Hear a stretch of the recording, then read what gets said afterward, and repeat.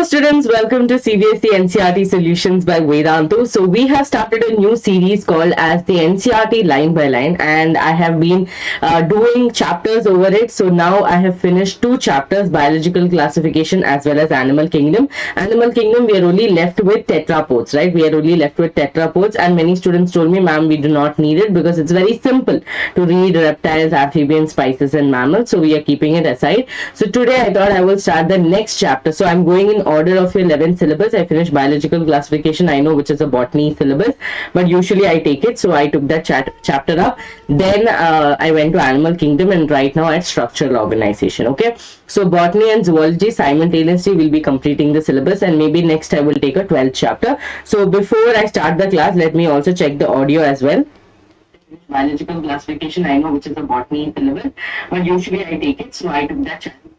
Yes, the voice is fine. Okay, clear. Hi Tanuja. Yes, the voice is fine, right? Okay.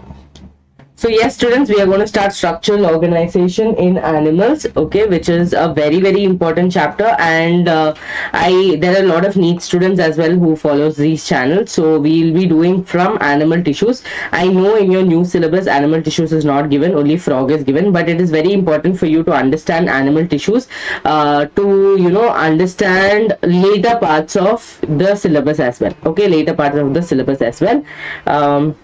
Give me 1 second.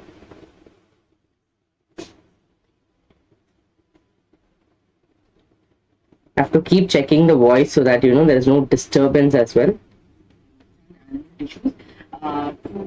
Understand. Voice is fine. I had increased the voice for all of you because last time you had a problem with it.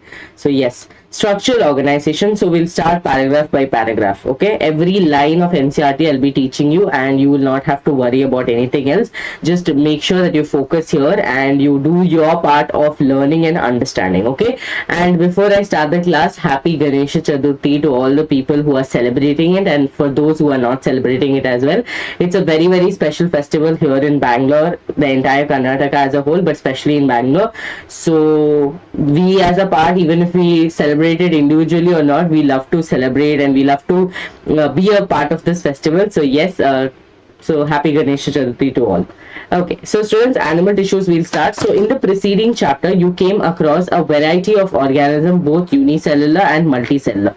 They're talking about your animal kingdom. So in animal kingdom, you came across a lot of things which were unicellular as well as multicellular. You also understood many things in biological classification, no?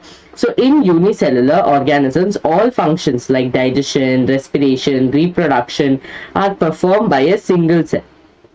Now I always take the example of my NEET students, okay, because my NEET students are one man army. That is, they prepare, they solve the PYQs, they try to find good lectures on YouTube free as well as if they want to join a batch, they compare with multiple other batches, they check what is right for them. So my students are like this one-man army, and I think everyone, all the students for that matter, even when I was preparing for my boards, even when I was preparing for any kind of competitive exam, I used to be the only person who had to take all this. So same way, unicellular organisms, all the functions, be it respiration, be it reproduction, be it digestion, be it excretion, everything is done by a single cell. So unicellular means a single cell is doing the entire job. Correct? Okay, so that's what you're telling. But what about us, like multicellular organisms like us? In complex body of multicellular animals, the same basic function are carried out by different groups of cells in a well organized manner. Yes or no? That is the same. Okay, same job that a single cell does it, we do it with a division of labor, we do it with lot of people involved in it, right? And also I forgot, if you're new to the channel, do not forget to like the video as well as subscribe to the channel as well, because it's your responsibility to grow channels who give you free content, right?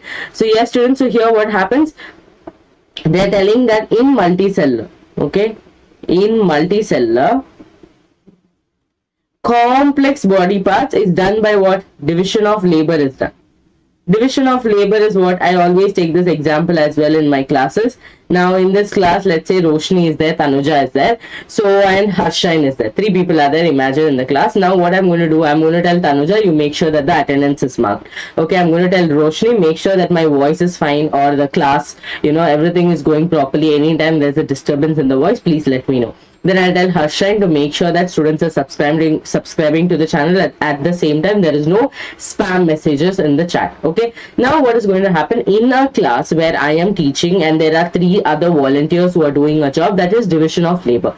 Each job is given to a particular person and they will do it properly. Okay. Same thing happens in a body where there will be a set of tissues who will be like, okay, wait, I actually want to do respiration, so I'm going to do respiration, or I'm going to do breathing.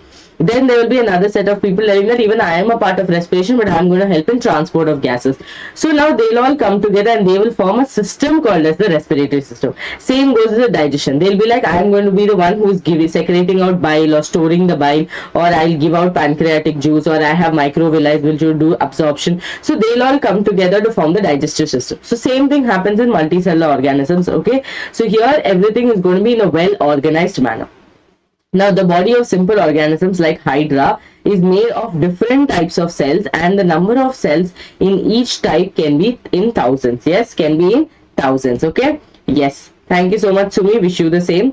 Now, the human body is composed of billions of cells to perform various functions. How do these cells in body work together? In multicellular animals, a group of similar cells along with intercellular substance perform a specific function. So it's very simple. What are they talking about? They're telling that a group of people. Okay, now all of you have one goal, is to crack NEET or pass in your 12th. Right, a group of cells with intercellular spaces. Okay, they'll have intercellular substances. So with intercellular substances together form tissues, and these tissues will perform a same function. Okay, same function. Got it? So they're going to perform the same function. Very nice. So such an organism, or such an organization, not organism, such an organization is called as tissues. So I am sure all of you know about these things, that cell, okay, they form tissues. Tissues together form organ. Organ together forms organ system. Okay, organ system. Yes or no? All of you know this. So this is the same thing. Okay. Now here we are talking about tissues. So you should know the definition of tissues. And if you're a board student, especially, you cannot ignore definitions at all. Okay. Definitions is your whole key point. Okay. So a group of cells doing a similar function, okay, or a specific function with the help of intercellular substances is called as tissues. I hope that was clear. Okay, you may be surprised. Okay, all of you please get surprised. You may be surprised to know that all complex animals consist of only 4 basic types of tissues.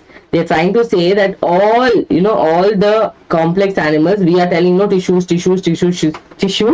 Okay. Now they're telling that all, how much ever you're talking about tissues, how much ever you're focusing on it, we only have to study 4 of them.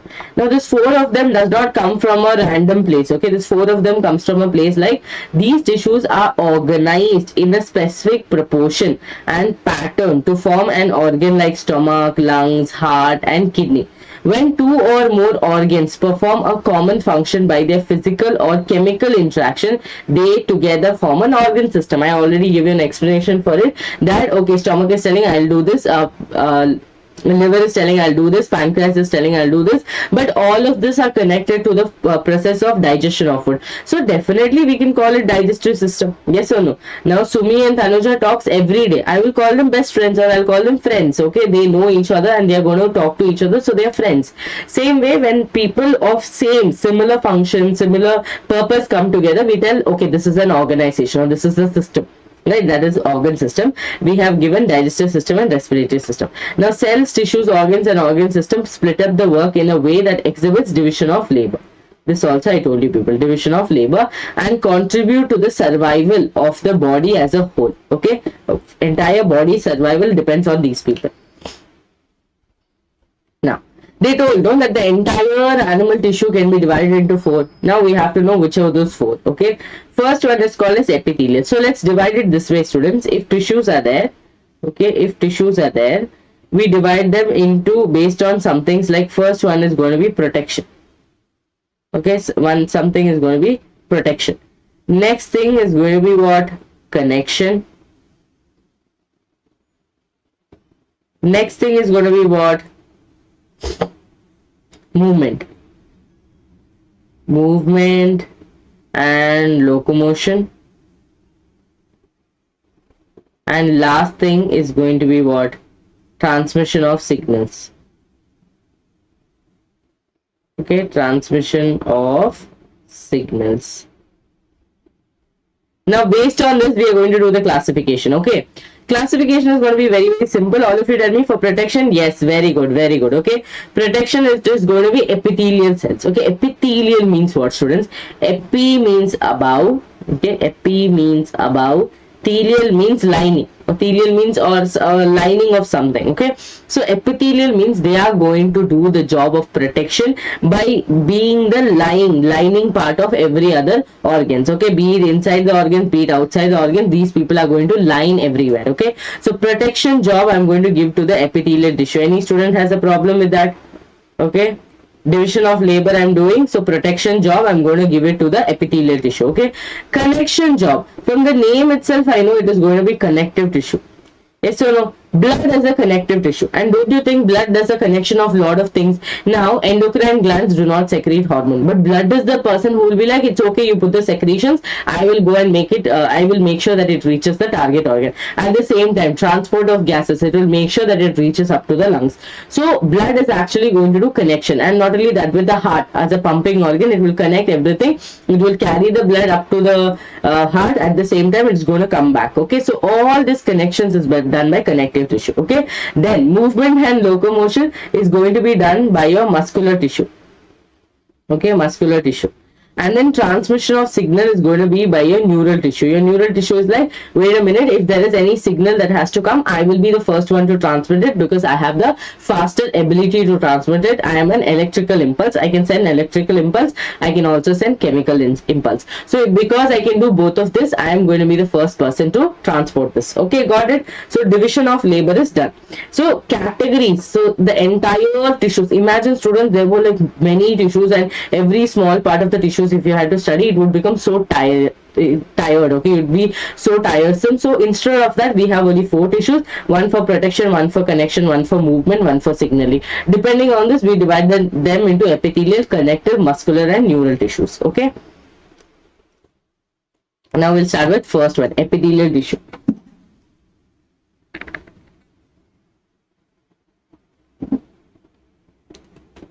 Okay, very nice. Did you all mark the attendance as well? Now, epithelial tissue, let's see what they're trying to say. Epithelial tissue, we commonly refer to an epithelial tissue as epithelium or epithelia. This tissue has a free surface which faces either the body fluid or the outside of the environment, and thus provides a covering. See, I told you, thus provides a covering or lining for some parts of the body. The cells are compactly packed. Cells are what? Compactly packed. It is one of the most important characteristics of also of epithelial cells, that they are compactly packed with very little intercellular matrix. Okay, with very little intercellular matrix. Now there are 2 types of epithelial tissue. So always remember, for anything for that matter, classifications are going to be there. So if I divide epithelial tissues, I am going to be called, I'm going to classify them as simple and compound, right? Everything you know, no students, simple will be there, compound will be there, right? So simple epithelium and compound epithelium. Simple epithelium is composed of a single layer of cells. Simple, single.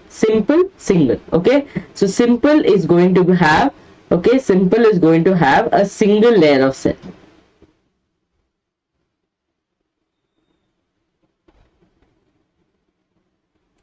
Single layer of cells. Okay, and functions as lining for the body cavities, ducts and tubes. Now ma'am, what kind of questions might come in this chapter? Why is this chapter, most of the students find it difficult? The question comes here is because they will ask you the location. They will now give you that, okay, who lines the ducts. Your answer should be simple epithelial tissue, but many students will end up writing epithelial tissue. Now epithelial tissue is not the answer, because epithelial tissue is categorized into simple and compound, so obviously you have to write exactly who is lining it. So simple epithelial tissue is composed of a single layer, so simple life who is leading single people, okay, and the cell as a lining for body cavities, ducts as well as tubes. Now the compound epithelium consists of 2 or more layers and has a protective function. Who is going to live a compound life? People who are together, okay, 2 or more people who are staying together, they will have a complex life, right? They are going to come under compound epithelium, as it does in our skin. Now on the basis of structural modification, okay, on the basis of structural modification, simple epithelium will be further divided into, okay, simple epithelium will be further divided into what and all? They'll be divided into squamous, cuboidal and columnar. Now simple structure, squamous means what? A flat structure, okay, flat structure. Cuboidal means cube-like structure, okay, cube-like structure. Columnar means column-like structure, correct? So here you can see flattened structure, that means what? Completely like a pavement membrane, okay, like a pavement membrane. Now here this structure is not flat, okay, this structure is not flat, it is a little above like this, but instead, my hand also is inside it, okay, but instead look at this structure, this is a flat structure, okay. This is squamous is going to be like a pavement membrane, a flat structure, okay, pavement membrane or a flat structure. Cuboid is going to be cube shaped, columnar is going to be column shaped, okay. Now students, this cuboidal and columnar can be further divided, okay, cuboid and columnar. Cuboid and columnar can be further divided into ciliated, based on what? Presence of cilia.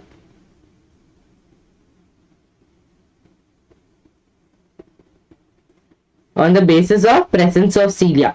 Now why cilia will be there? Cilia is there so that wherever there is movement, some kind of movement, maybe a fluid is coming, maybe something else is coming, mucus is there, or dust particles may enter, those places cilia will be there. Why? They have to push these things, so a little movement they have to do. That little movement they will do with the help of this ciliated. Now if it is ciliated cuboidal cells, cube shaped ciliated cell, we will call it ciliated cuboidal cells. If it is columnar, you will call it ciliated columnar epithelium, okay, understood? So now here you can see that, see the squamous epithelium, the first category of your simple epithelium is going to be squamous epithelium, is made up of, wait, we have to underline only, made up of a single layer, single thin layer of flattened cells with irregular boundaries, okay, their boundaries are irregular, so is my underline.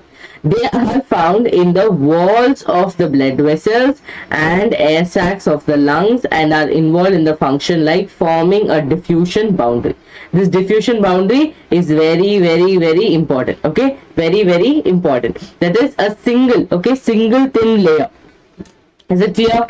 Yes or no? So students, the squamous epithelium is made up of a single thin layer of flattened cells with irregular boundaries, and they are found in the walls of blood vessels, okay, they are found in the walls of blood vessels. Yes, Sumi, it is kajal, okay, I have put kajal, that is why I usually don't put, when I put, no, it spreads all over this whole region, so yeah, that's the reason it looks like that. And no light also, no other lights are there, so everything will make it look like that. Yes, okay, so this understood. So a squamous epithelium is what? Is a thin layer of flattened cells. Yes ma'am, I understood, they are flattened cells, okay, with what? Irregular boundaries, okay, irregular boundaries. Now what are going to, where are they present? They are present in the walls of blood vessels. Walls of blood vessels. Students, this question has come as PYQ. Air sac, okay, and they are helping in, this is the most important, as diffusion, okay, diffusion boundaries. They are helping as diffusion boundaries. Clear or not? Okay. Yeah, I should stop wearing it, but today was like festival, no, so I wore. but it actually never stays. It never stays. It goes here like this. Like I look like those pandas sometimes when I apply. So usually in other classes I don't apply. If you have noticed, I never apply. When I apply, it looks like this. What to do? Sad life. One problems.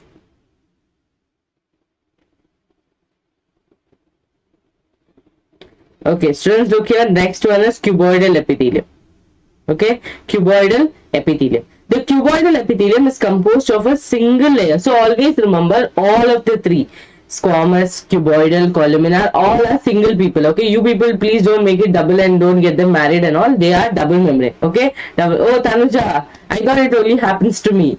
Okay, I have a partner for this. Okay, yes. Now what is going to happen, students? All these people are single. You please don't make it double. Okay, don't get them married when you're writing for the exam. Also, don't be like it's a double layered membrane. All simple squamous, cuboidal, columnar, all are single layers. Okay, single layers. Got it? Now they are a single layer of cube-like cells. This is commonly found in the ducts of the gland. Okay, commonly found in the ducts of the gland and tubular parts of the nephron in the kidney, and its main function are secretion and absorption. Okay, main function are secretion and absorption. Now the epithelium of the proximal convoluted tubule of the nephron in the kidney has microvilli.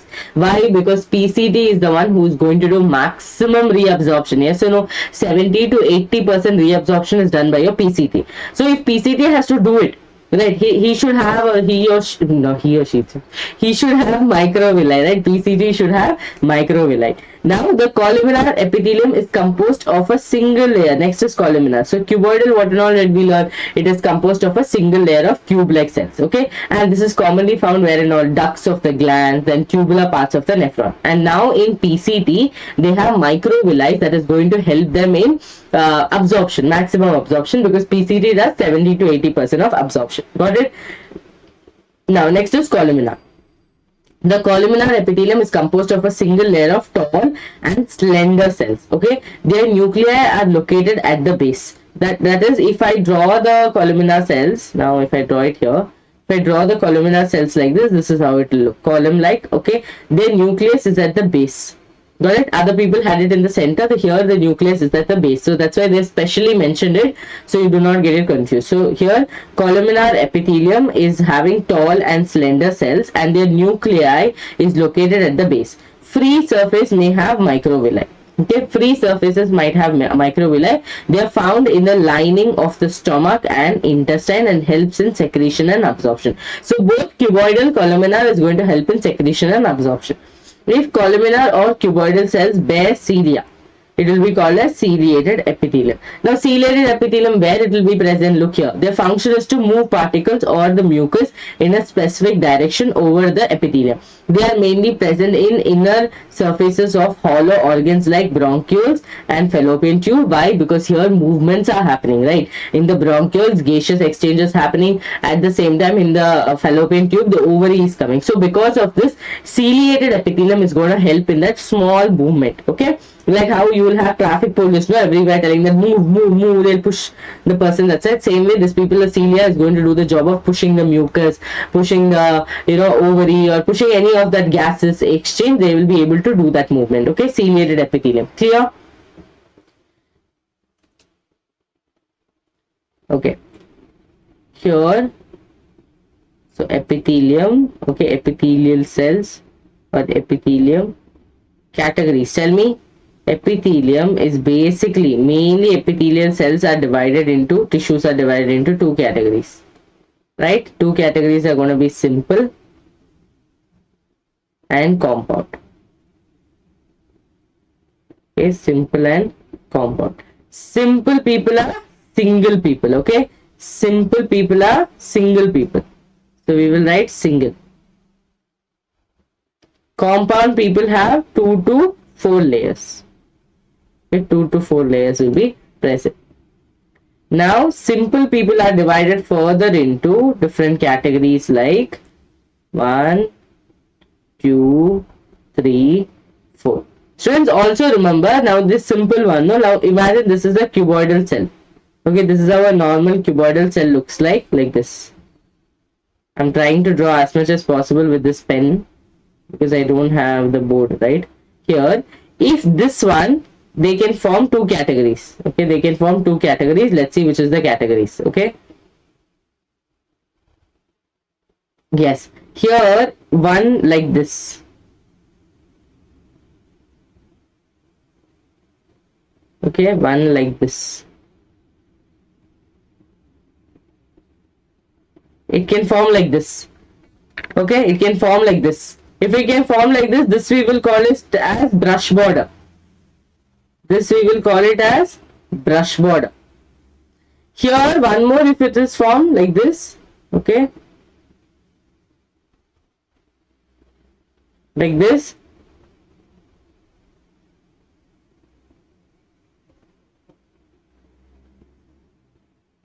this will be called what, students? This will be called ciliated. Understood? This will be called ciliated. Yes? Is it clear or not? Yes? Okay. So here one is called as brush border, where the top portion of the cells will be bent, or like foldings will be there. Okay. This is called as brush border. If they have cilia, they will be called as ciliated. Okay. They will be called as ciliated. Understood? So be it cuboidal cell, be it columnar cells, all of these people will be able to do different modification depending on where they are present. Okay. Now simple is divided into, my god, the number of ads. Today the number of ads that they're playing is crazy. Okay, here it is going to be squamous epithelium. After squamous, what, students? Cuboidal, then columnar. Then there are other two categories also called as pseudo-stratified glandular epithelium, ciliated epithelium. Ciliated I already explained to you guys. So glandular, I'll show you. Now pseudo-stratified is what you know. Under compound there are two categories. Okay, stratified and transitional epithelium. What are the categories? Transitional and stratified. Okay.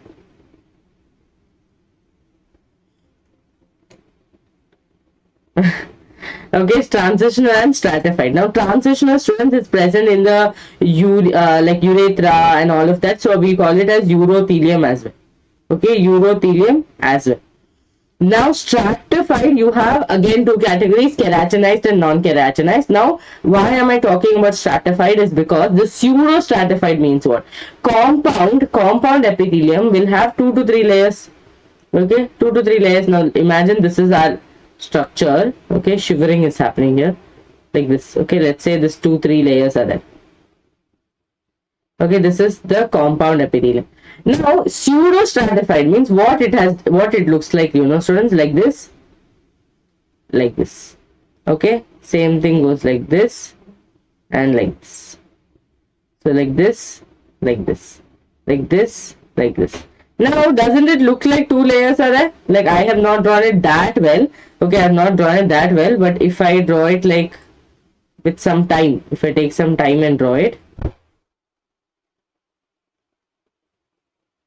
No, students, wait. If I don't draw it properly, I don't think you guys will understand. So wait, give me 1-2 minutes, students. In this pen, I have to do artistic work. It's little task. Okay.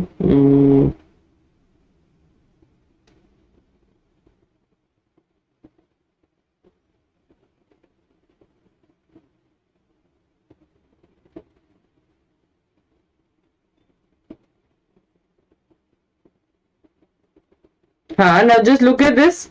Look at this. Doesn't it feel like 2 layers are there? Doesn't it feel like 2 layers are there? But they do not have 2 layers. They are a single layer cell. But what has happened is they have a small portions, like a smaller region and a larger region. Okay. Because of that smaller and larger region, they look like they have 2 to 3 layers. So this is why it is called as pseudo stratified. Okay. This is why it is called as pseudo stratified. That is false compound epithelium look it is going to give. Okay, pseudo stratified is because of this stratified one. Is this clear? The diagram is not that great. If you can see, check it online, it is better. If you can check online and find the diagram, it is good, because when I draw, it will not come as same as how I expected. But here you can see it looks like two layers, right? One small layer, one up layer. The small layer and above layer is of the single cell, so that's why it has given a fake appearance that I am a compound or I am coming under stratified, but it is actually simple. Okay, it is actually simple. So we have squamous, cuboidal, columnar, ciliated, glandular, pseudostratified. 6 of them are there, but glandular and ciliated is the part of this. Okay, part of the cuboidal and columnar. So that is why they have not given it into a separate category by itself. Clear? Now next one is glandular. Some of the columnar or the cuboidal cells get specialized for secretion and are called as glandular epithelium. So under cuboidal and columnar, you have two categories. Okay, so cuboidal and columnar. You have two categories. What are they? One is called ciliated, one is called glandular. Okay, one is called ciliated, one is called glandular. Now they are mainly two types. Unicellular, consisting of isolated glandular cells. Example is goblet cells of the alimentary canal. Then you have multicellular, consisting of cluster of cells of the salivary gland. Okay. Now on the basis of mode of pouring, that is depending on what is poured. Okay. Is it an enzyme? Is it a hormone? Okay, depending on that, we have two categories called as exocrine and endocrine. Okay, exocrine secretes mucus, saliva, earwax, oil, milk, digestive enzymes, and other cell products. But what is the biggest difference? What is the biggest difference? Imagine exocrine. Okay, exocrine is what, students? This is the sump. Okay, from here there is a pipe connection to pump water. Okay, and there is a motor. And this is another sump, okay, on the top. So here is the first sump, and then there is a motor here. So that same like this. Okay, so let's assume that this is the organ. Okay, this is the organ. From organ, this water, no, the water which is going to go, what is that water? They are going to be the enzymes. Okay, they are going to be the enzymes. The enzyme will reach the target. This pipe which I have drawn here is ducts. Okay, the pipe which I have drawn here is the duct. So that means from the organ, some secretions are released. Okay, from the organ, some secretions are released, and that secretion in the form of duct, with the help of duct, it is going all the way to the specific or the target organ. Okay, this is called as exocrine. So exocrine are duct. They have duct. Now same thing endocrine. Okay, same thing endocrine. They also have an organ. Okay. And they also have a target organ. Now between them there are no pipelines, there is no connection. Now what do we do? Okay, now what do we do? What we are going to do is, from here the blood is going to flow, right? The blood is going to flow. So that blood, into that blood we are going to add the hormones, and the hormones will reach the target organs with the help of blood. Okay. So we'll release the hormones into them, and these hormones are going to reach the target organ with the help of the receptor. Because see, as I always tell you, blood is not your Swiggy or Amazon guy that he will check the address and he'll be like, okay, thyroxine has to be, it has been released from the thyroid gland, it has to go here. Or growth hormone, it is not specific, it has to go to all the body parts. Now they are not Swiggy or Amazon, no, that they will check the address and then they will do the delivery. So what the target organ has is, the target organ will have a receptor. This receptor will, as soon as when the hormones are coming, the receptor will send a signal and telling them, wait, you are supposed to give the secretions to me, and they will take the secretions. This is how the blood will be able to take the secretion all the way, because blood has gases, blood has excretory waste, blood has carbon dioxide, blood has so many things. In this, hormones also is going to be there. So this system is going to be endocrine. Endocrine is a ductless gland. Is this clear? Is a ductless gland. So depending on where the secretion is going, right? Where the secretion is going, who is taking the secretion, the glands are divided. First thing was the glandular epithelium itself is divided into two categories called as unicellular and multicellular. Okay, it was divided into unicellular, multicellular. Okay, then it was divided based on secretion. It is divided into exocrine and endocrine. Okay, exocrine and endocrine. Clear? Okay, this is about the glands. Their products are called hormones and are secreted directly into the blood. Now look here students, this is a unicellular one. This is a goblet. Okay, goblet cell of alimentary canal. Alimentary canal. And this is a multicellular structure. This is multicellular structure, and this multicellular structure could be the glands of the salivary gland. Example I'm telling, okay? Salivary gland. So multicellular, unicellular is clear, exocrine, endocrine is clear.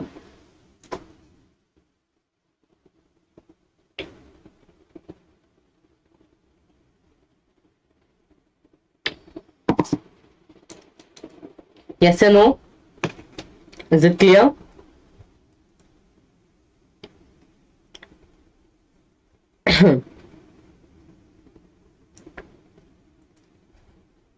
Okay, now this is the general idea of it, and these are the structures. Okay, these are the structures. So students, so far we have understood.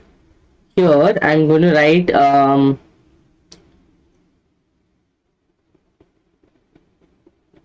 ciliated. Okay, where is it present? It is present in bronchioles. Okay, bronchioles and fallopian tube. Okay, fallopian tube. Then you have glandular. Okay, glandular is divided into unicellular and multicellular. Questions will come about the examples. Okay, where is it present, what is the location and all that. Other things they will not focus on. Okay, unicellular, your example is going to be goblet cells of the alimentary canal. Then multicellular, you can remember salivary gland. Okay, salivary gland. Next thing is going to be exocrine and endocrine. Yes or no? Here also I use a lot of color, students. Whatever be the channel, colors will always remain.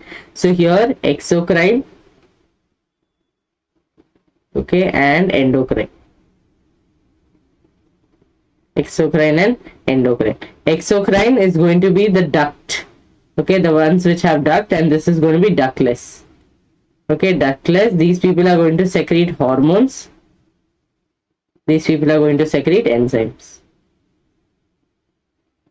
Yes, clear? Okay, this is the general understanding. Now, my God, I have to buy something from this basket now.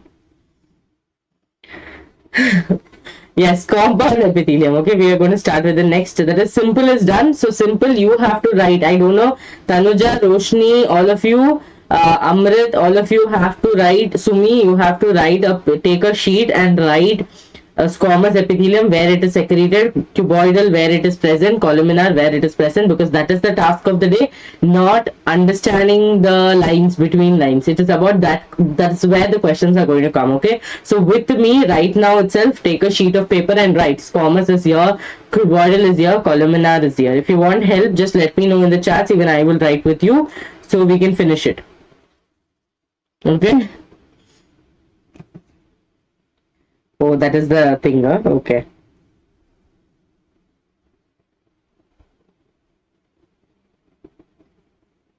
Yes, you guys want help? Then I will wait and I'll write it with you guys, or I'll underline and wait for you to write. Okay.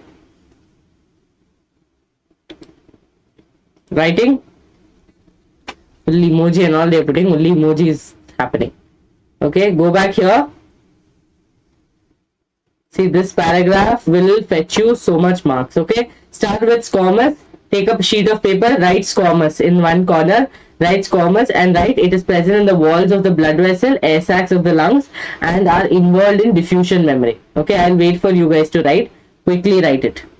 Okay, so if you want to see how I write, now I don't have an empty slide. So let's say here I write it Kutti. Okay, squamous epithelium. Okay, here you can write present or location. Okay, and here you can write the function if there is any specific function given. Okay, here you write blood vessels, ducts. Got it? Yes, blood vessel. Okay, then you can write air sacs of the lungs, and involved in what? Diffusion boundaries. Okay, diffusion boundaries.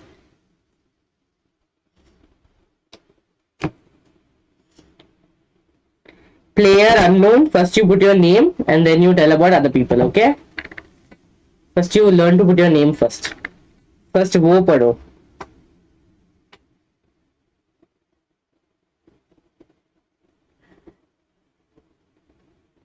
Done. Squamous done. Then we'll go to cuboidal.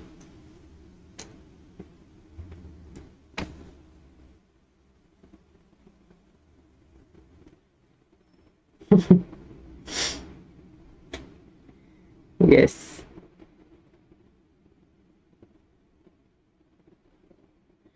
Okay. Next, done students. Cuboidal will start. Okay, write cuboidal. Here you write where is it present in the ducts of the glands. Okay, in ducts of the glands and tubular parts of the nephron, and in the side you write PCT has microvilli. Okay, PCT has microvilli. Okay, I'm doing this because this is the class where I can do all this. Obviously on NEET English I cannot do this much time, so here you can take your time and learn with me, no problem. Okay, no problem, you can take your time and learn with me. Yes, here you write students cuboidal epithelium, you write ducts.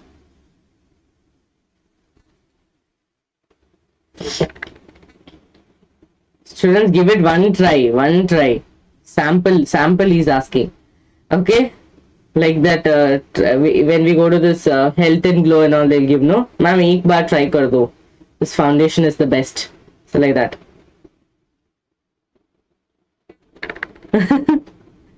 Okay, so here what is going to happen students, it is present in the ducts of the gland, tubular parts of the nephron, PCT has microvilli. Done. Next is going to be columnar epithelium. Okay, columnar epithelium.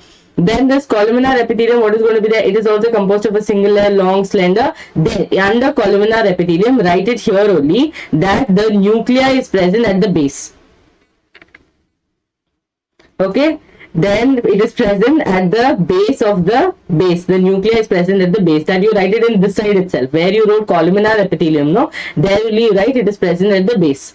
Okay, then students, what is going to happen here? Here you are going to write where it is present. Where it is present, it is lining the stomach, it is lining the intestine. Okay, it is lining the stomach and it is lining the intestine. Okay, player unknown, you are studying, no? Good for you. Please go and study. We do not want to force you to sit here.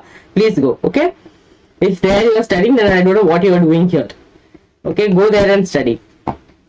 My students know where to study and what to do. They are smart enough. They do not need any guidance right now. Yes. Now you can go here students, it is present at the base, then here. Okay, now now you write here that the nuclei is present in the base. The next line that you have to write here is going to be that it is present in the linings of the stomach and intestine, and here function you write secretion and absorption. Okay, secretion and absorption. Got it? Yes or no? Secretion and absorption. Done? Yeah, that is your three categories. Okay, then write next one, you're going to write ciliated. Okay, ciliated.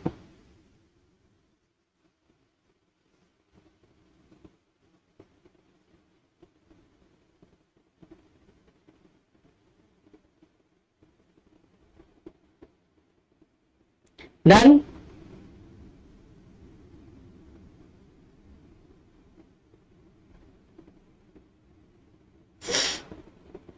But you are still here, no? So that means it's a win.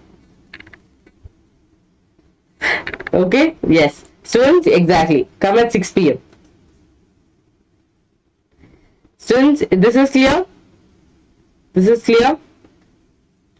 Ciliated, you write bronchi and fallopian tubules. Okay. So four things you have written. Next you write glandular. Okay. Here, go to here. Write glandular. Under glandular, you are going to write. Under glandular, you write goblet cells, alimentary canal, unicellular, multicellular, salivary gland. Okay. Multicellular, salivary gland. Got it? Done. Okay. Ignore all this. This keeps happening.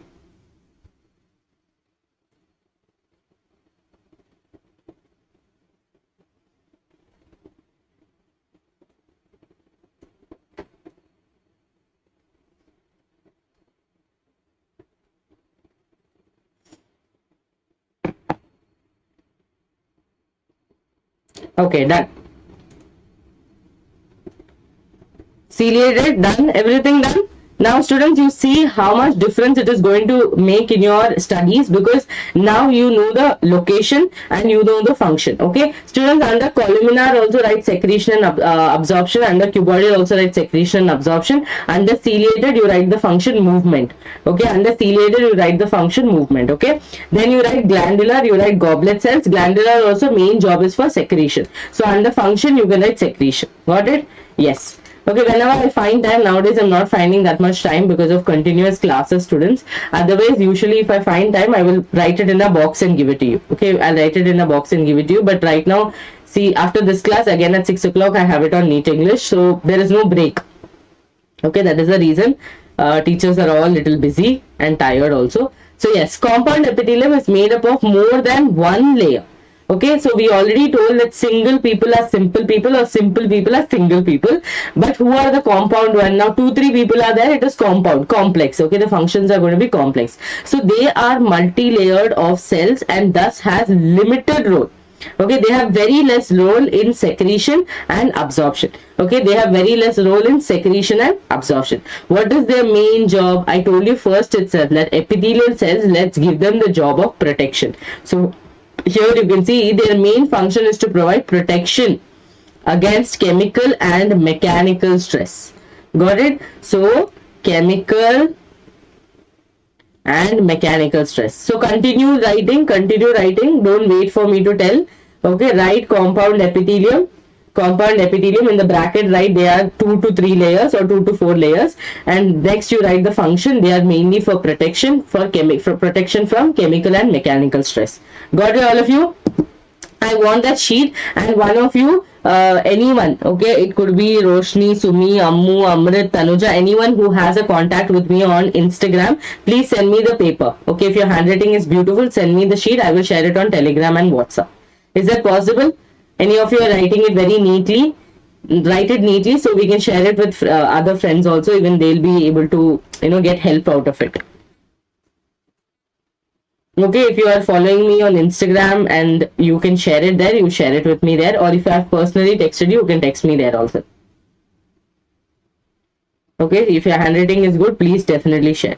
They cover the dry surface of the skin, the moist surface of the buccal cavity. So students, location is coming here. Okay, location is here. Okay, location is here. Location is dry surface of the skin, moist surface of the buccal cavity, pharynx, lining of the salivary glands and the pancreatic ducts. Okay, inner lining of the ducts of salivary gland and pancreatic ducts. So you don't write inner lining and all of that, just write skin, buccal cavity, salivary gland, pancreatic ducts, pharynx. Five places they are present. Okay, 5 places they are present. 5 places are skin, okay, buccal cavity, pharynx, salivary gland and pancreatic ducts. Okay, done. Can I proceed? Are you still writing?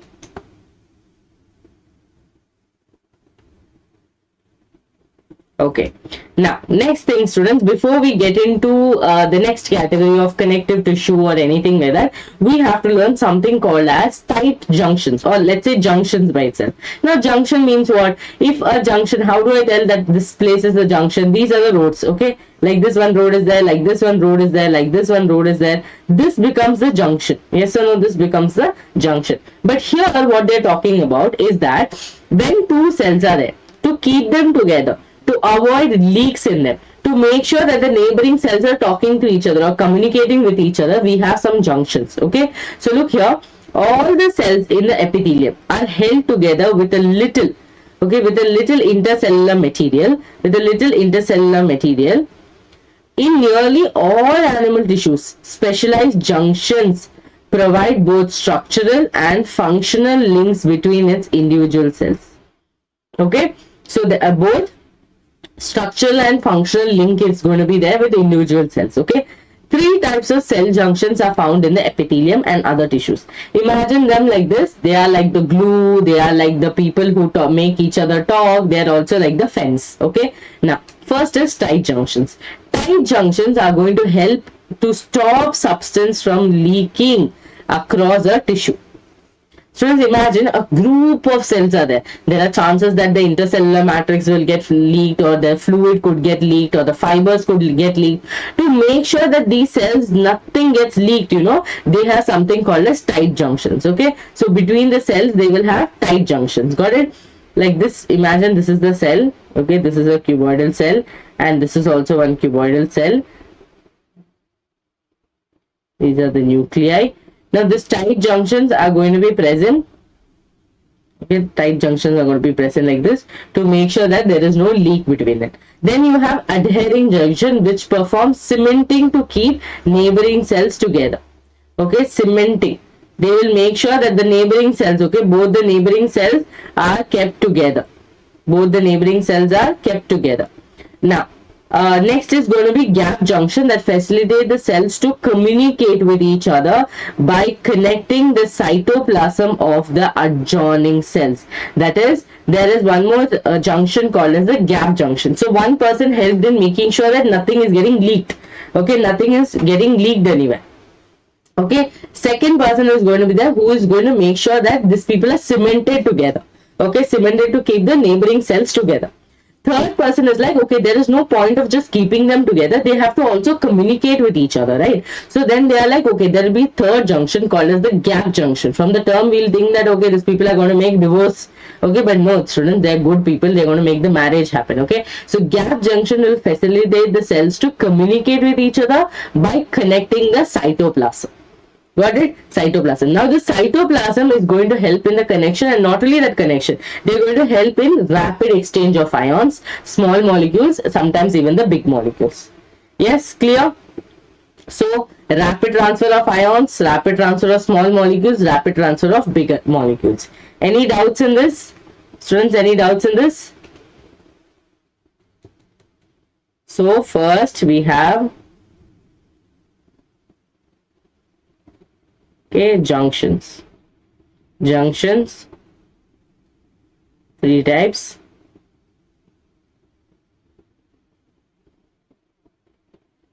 First we have tight junctions. From the word tight junction only you understand that something, if it is very tight, it will make sure that nothing gets leaked. Okay, so it will stop from leakage. Okay, stop from leakage. Then the next one you have is adhering. Students, adhering glues means what? Something that will stick to each other, okay, that will glue to each other. So adhering junctions are the ones who are going to cement 2 cells together. Cement 2 cells together. Got it? Then you have gap junctions. Gap junctions. From the term I told you, you might think that they are going to make a gap, but they are not going to make the gap. They are going to help in communicating. Okay, communicating with the neighboring cells.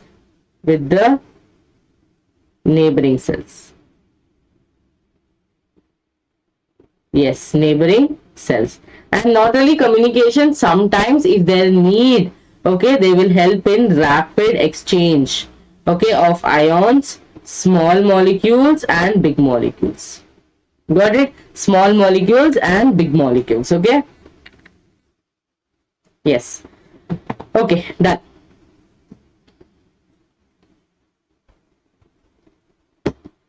Drink water, students. Hydrate yourself.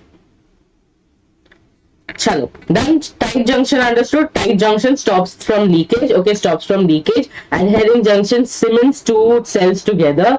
Gap junctions communicate with the neighboring cells and do rapid ions. Okay, rapid ion exchange and exchange of small molecules and big molecules. Got it? Yes.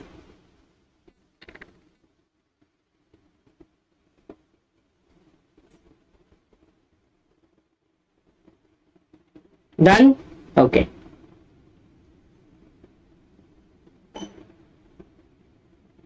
Okay, done. Next is going to be connective tissue. So I want all of you to hear carefully. Connective tissue is not that simple like your epithelial tissue. Okay, connective tissue is little bit complicated. So let's see what they're trying to say. Connective tissue, whom you are going to remember? Remember blood. Okay, remember blood. Connective tissue are the most abundant and widely distributed in the body. Students, this question has come once. Okay, which is the most abundant and widely distributed one? Now, they are named connective tissue because of their special function of linking and supporting. Okay, connection means what? I connect with someone. Okay, I connect someone spiritually. I connect with someone. That means what? We are basically understanding our thought process and supporting each other at the same time. Okay, supporting each other at the same time. So special functioning of linking, supporting other tissues and organs of the body. They range from soft connective tissue to specialized connective tissue. Okay, soft to specialized connective tissue. Now, which includes, okay, we'll come to the diagram later, which includes cartilage, bone, adipose, blood. Okay, in all connective tissue except blood. The cells secrete fibers of structural proteins called collagen and elastin. Okay, the fibers, what do? They provide strength, elasticity, and flexibility. These cells also secrete modified polysaccharides which accumulate between the cells and fibers and act as matrix. Okay, act as matrix. Oh, okay, got it. Now, connective tissue are classified into three categories. Before that, okay, look here, students. Look here, connective tissue. No, connective tissue is made up of some components. Okay, some components are there. Okay, some components are there. What are these components called as? Yes, blood is a connective tissue. Correct. Components are going to be, first, it is going to be your cells. Okay, let's write cells. Now, in the cells, no students, the first cell that is going to come out is going to be fibroblast. Okay, then there are other cells like mast cells, okay, plasma cells, okay, macrophages, all this is there. But understand, connective tissue is made up of some components means what? Now, this glass is made up of fiber. Okay, this glass is made up of fiber. I'm telling this glass inside painting is there. So this is made up of some acrylic painting. I don't know about anything about painting, but yeah, something is made. Okay, so fiber is made, acrylic painting is made. Same way, these are the components that make the glass. Same way in connective tissue also, there are components. First thing is going to be some cells. Next thing is going to be matrix. Third thing is going to be fibers. Okay. These three constitute the main part of the connective tissue. Yes or no? Okay. Yes or no? Yes. Obviously, dogs will bark, students. Obviously, area, no? Dogs should be there. What is this? You people don't know ecosystem. Being zoology students, you should be happy that dog is barking. Okay. Now, what is going to happen, students? Cells, matrix, fibers. Okay. Now, listen to me carefully. This fibroblast cell is not a small cell. Okay. He is like the hero. This fibroblast cells will secrete the matrix as well as the fiber. Secrete the matrix as well as the fiber. Got it? Now, this matrix can be made up of hyaluronic acid or simply you can write polysaccharide. Okay? Polysaccharide. Fibers are made up of two main proteins, actually three proteins. Okay? Collagen protein, or you can write collagen fibers. Collagen fibers are made up of collagen protein. Okay, elastic fibers or elastin fibers. Okay, elastin is the protein, and then you have reticular. Okay, reticular protein. These three proteins constitute the fibers. Okay, now matrix understood, fibers understood. Now all this constitute the connective tissue. Any doubts? Okay, any doubts?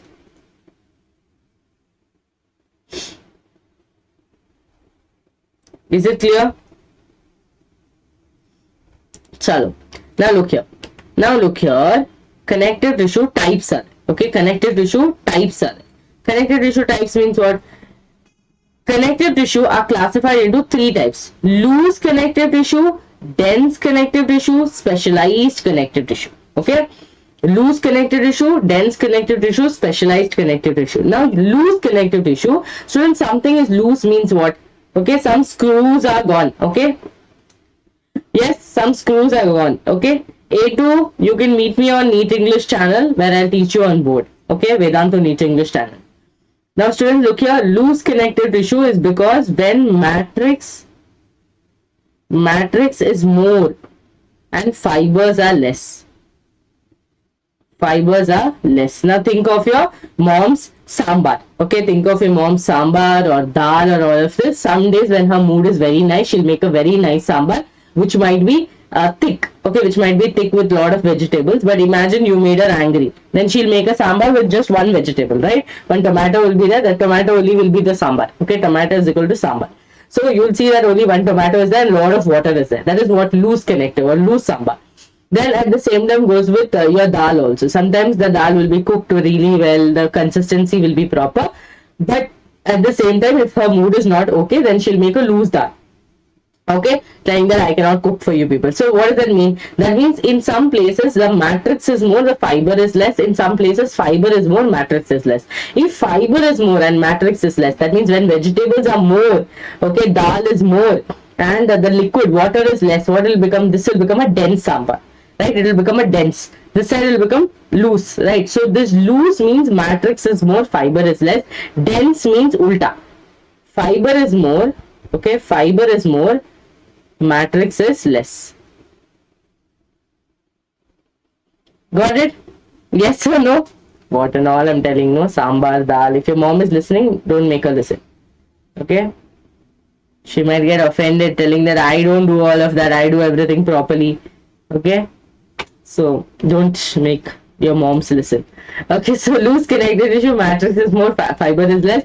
Dense connective tissue, fiber is more, matrix is less. Okay, specialized connective tissue are special. So we're not going to talk about this. Okay, got it? Yes.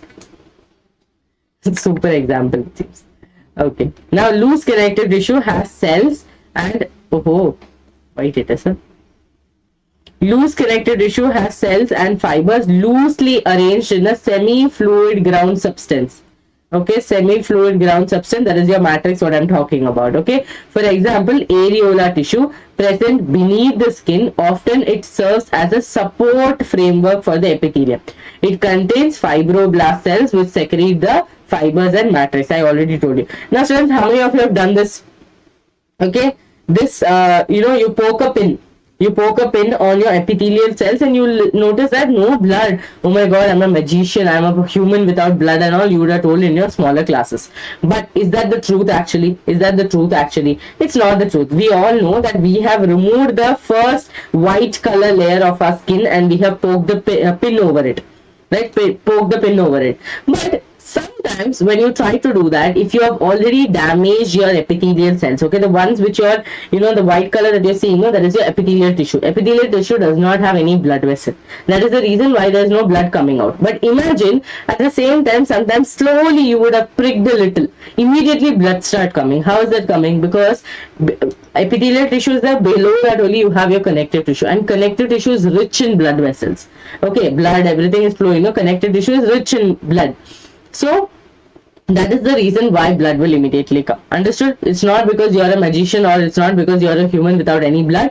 It is because your epithelial tissue does not have any blood vessels lining them. Okay. Now, adipose tissue is another type of loose connective tissue located mainly beneath the skin, and the cells of this tissue are specialized to store fat. Okay. Store fat. Now, these are the adipose tissues. Okay. Adipose tissues, like this tissues will be there.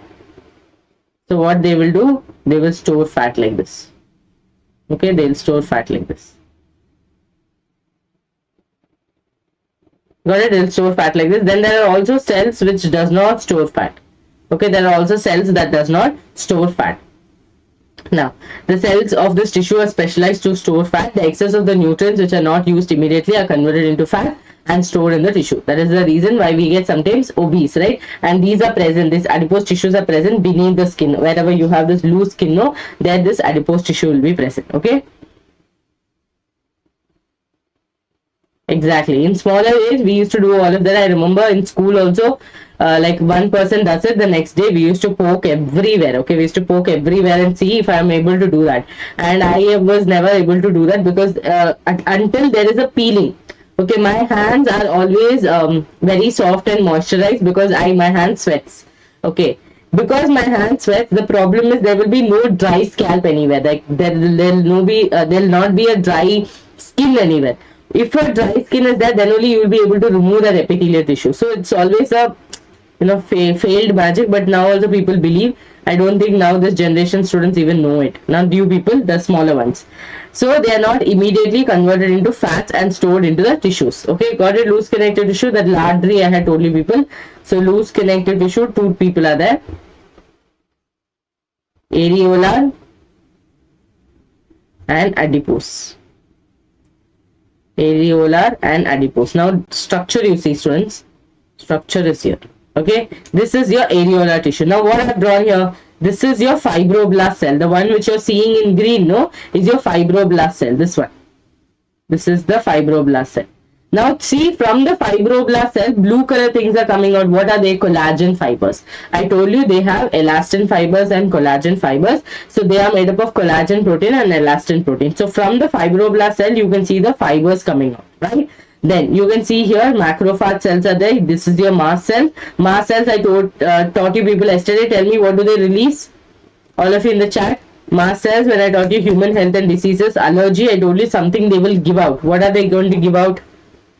Tell quickly.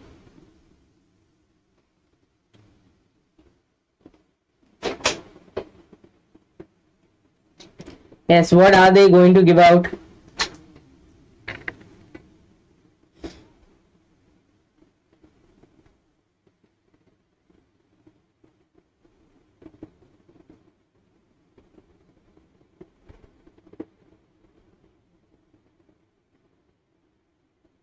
Very good. Serotonin.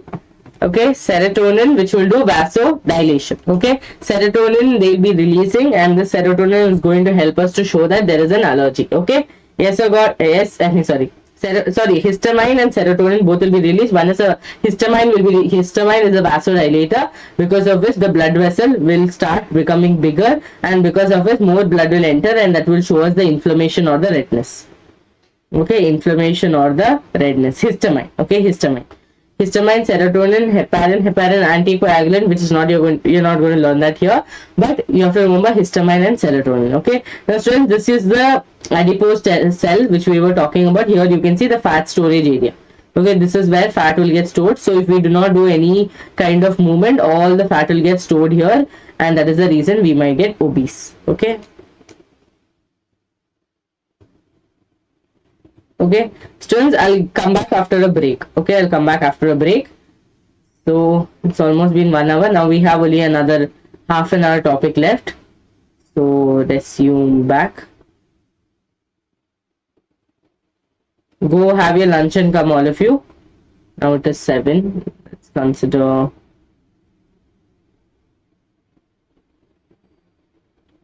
What time do I give you break? How much time do you want to have your lunch?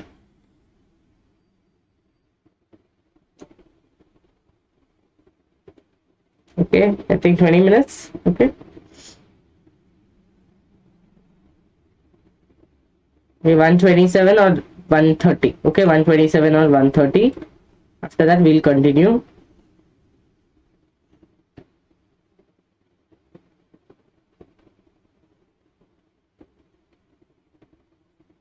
Yes. Okay. Going to write lunch break. Okay, see you, students. Yes. Tanuja, done.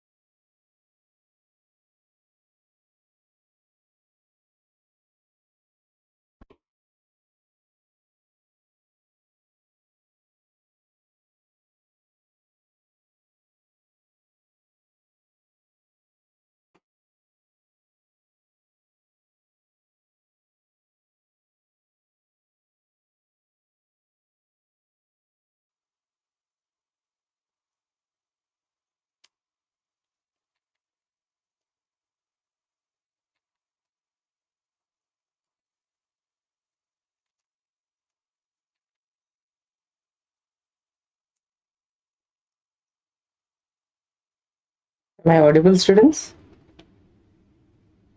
1 second, let me check.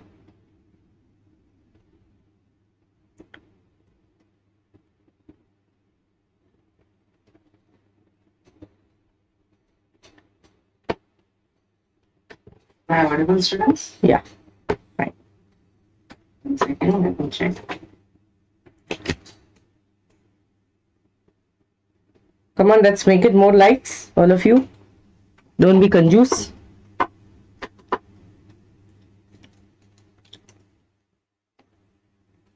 Okay, up to where did we stop? 1 second. Oh, what happened?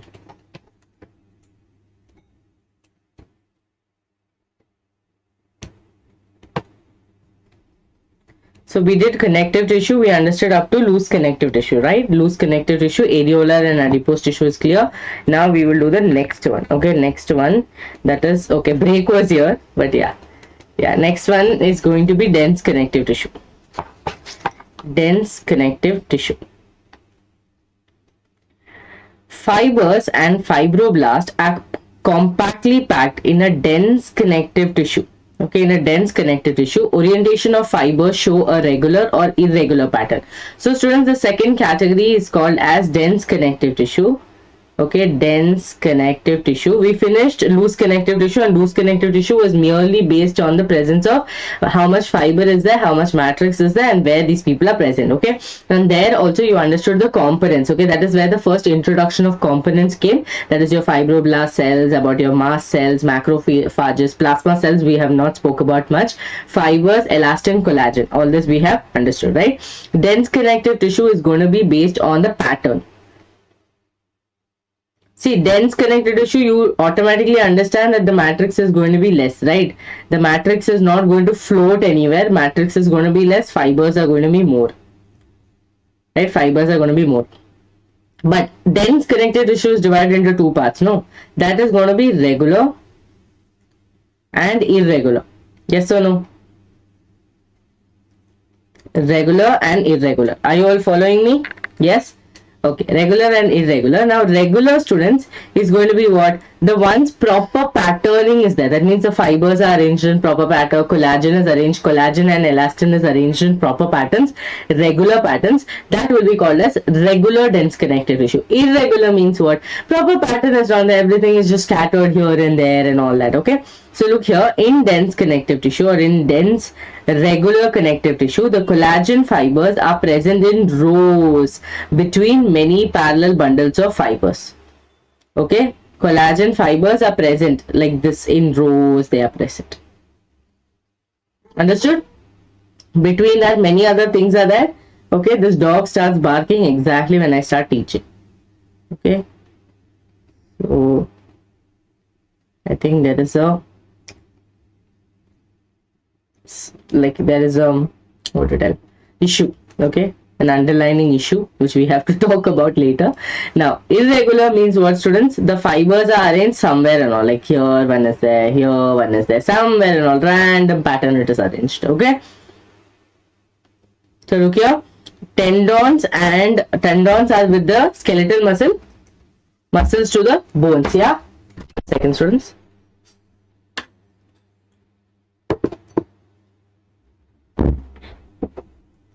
Okay, tendons which attach skeletal muscles to the bones and ligaments which attach one bone to another, okay, are the examples of regular. Okay, are the examples of regular ones. Okay, regular has two types, tendons and ligaments. Tendons are what? Muscle to bone. Muscle to bone. Ligaments are what? Bone to bone. Have you heard ligament tear? Okay, many footballers and all, you would have heard ligament tear. Cricketers also, you would have heard ligament tear. In schools, we would have, when we were playing sports and all, we would have heard. That is why, that is the tissue that is binding a bone to another bone. That tear happens, then the bone is going to become a little loose, because of which the pain will start happening. Okay, spasm will come and you cannot move. So now, dense irregular connective tissue has fibroblast and many fibers, mostly collagen, that are oriented differently. Okay, differently. That means they're not in rows, they're not in proper regular pattern. So we will call it irregular. Any doubts so far, students? Any doubts?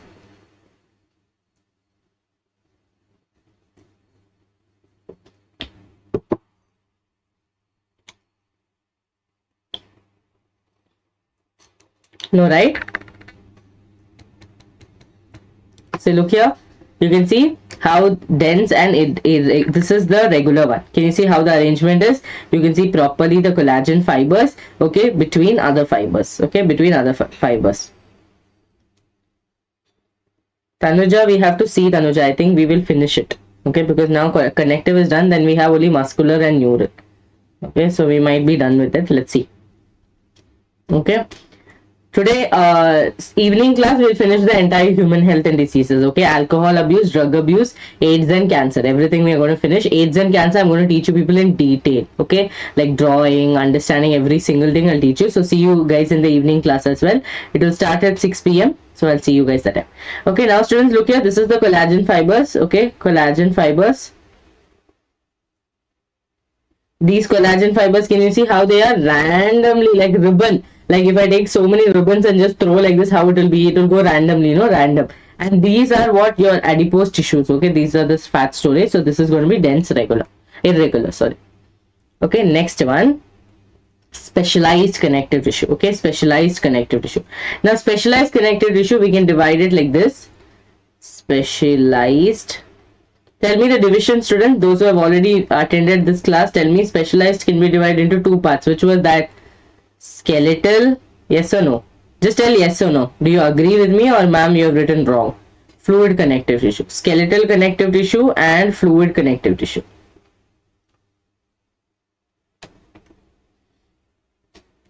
Let's can be divided into two parts. Which was that? Skeletal, yes. Yes. Tell me, skeletal connective tissue, fluid connective tissue. Am I right or wrong? Just tell that.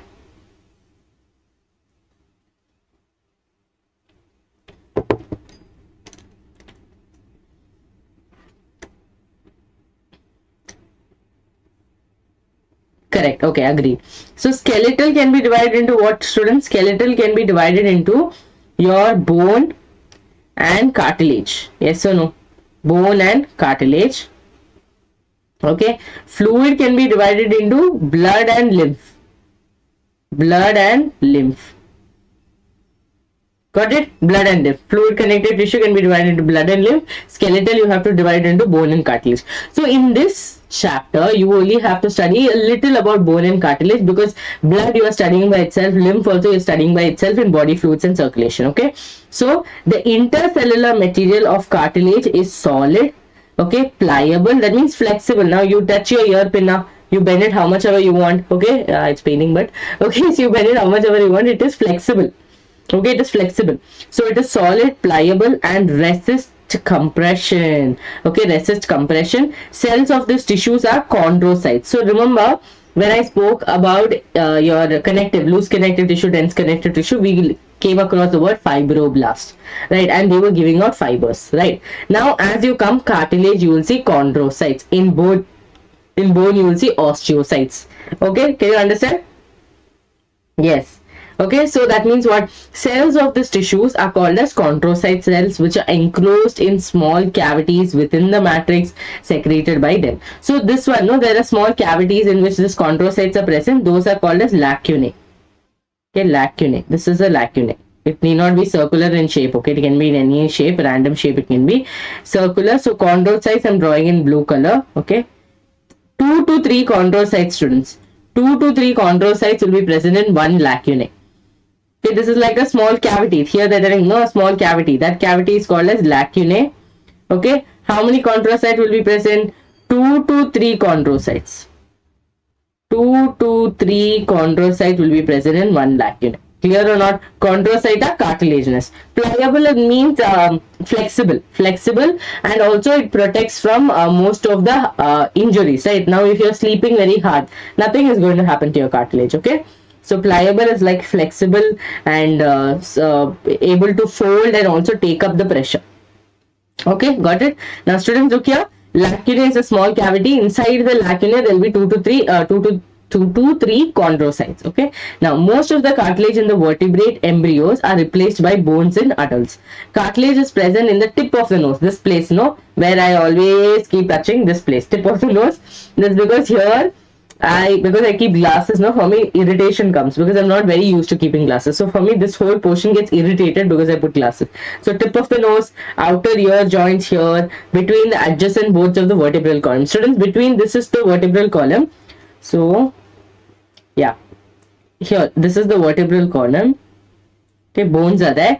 Between this bones, okay, between this bone, this will be the cartilage. Like this cartilage will be present, like this. Why like this cartilage will be present? Otherwise, do you think Roshni can bend? Roshni cannot bend. Roshni cannot lift her body. That is what happens. No, if imagine entire vertebral column had only bones, then there is no way that we can change our posture. Right? We cannot bend. We cannot do anything because it's going to be stiff, like proper, like we have kept a stick. If I keep a stick and tie, put sellotape on your back, how will you move? You'll be like, I cannot bend, ma'am. So instead of that, in between the bones, there are cartilage. So that will allow us to do not like maximum movement, but a slight flexibility will be there. But if you're seeing people like who do gymnastics and all that, they have made it more flexible. That means the cartilage has got a little more, let's say, little more, it has got extended, or we can say it has got a little loosened, because of which they'll be able to bend more, right? You would have seen them flipping, bending, putting their head between like this and all that they do know. That is because the cartilage has got a little, elastified, and because of that they are able to do all of this. Okay, now limbs and hands in adults, all these places you can see cartilage. Is this clear, students? Clear?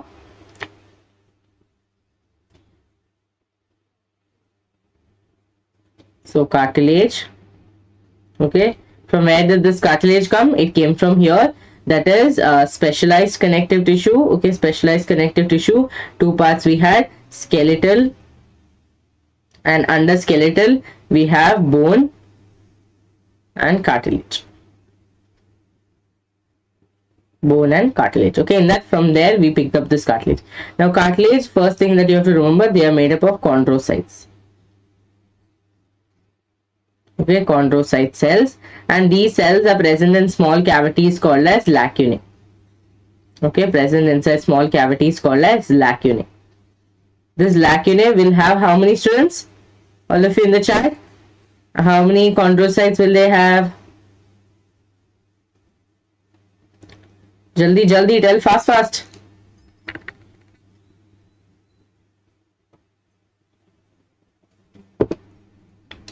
How many chondrocytes? Your chats are slow or it's loading? I think it's slow.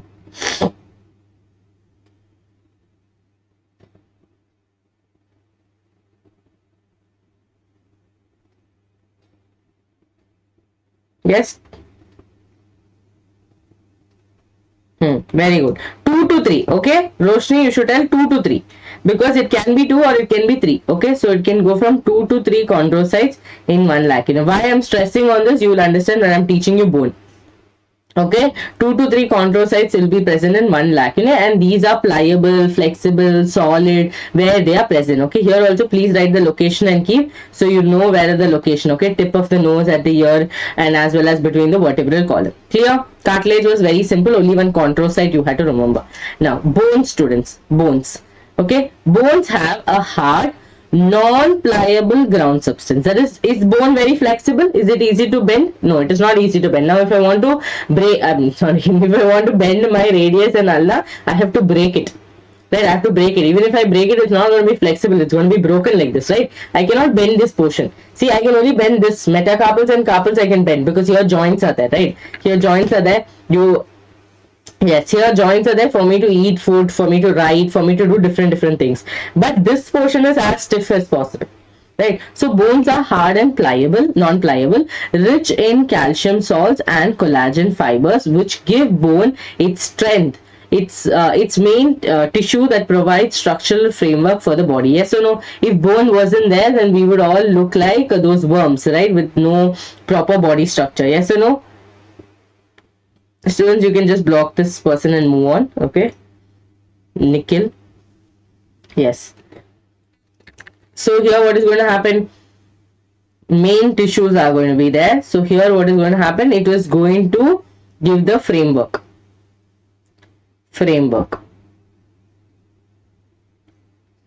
A framework. Yes. Now the bone cells Bone support and protect the softer tissues and organs. The bone cells called osteocytes. So I told you cartilaginous, it's called as chondrocyte. Bone cells are called as osteocytes. Okay, are present in the spaces called lacunae. Here they told about lacunae. They did not tell about lacunae. That does not mean it does not exist. It does exist. Okay, now if I drawing lacunae, students, this is how your lacunae will look. Okay, I'm drawing an irregular shaped lacunae, and here is what I was talking about all this while. Your osteocyte, no, is only going to be one osteocyte inside one lacunae. Understood why I was stressing on 2 to 3, 2 to 3? Because question might come, how many osteocytes or how many chondrocytes are present in each lacunae? So understand, this looks like an egg omelette, but it is not. Okay, this is a lacunae. Okay, this is a lacunae, and this is an osteocyte. So what does this make us understand? That one lacunae will have one osteocyte. Okay, one lacunae will have one osteocyte. Understood?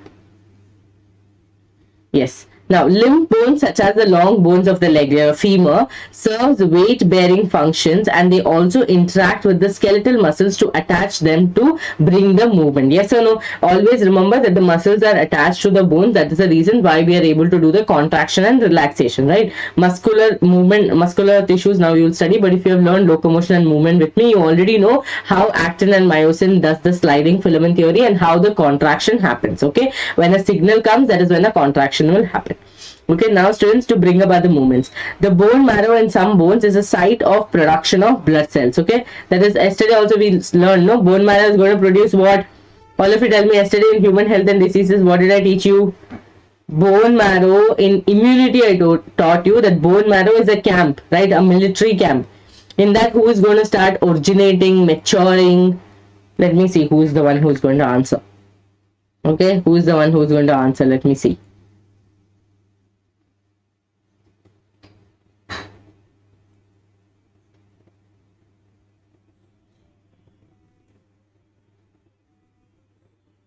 Yes.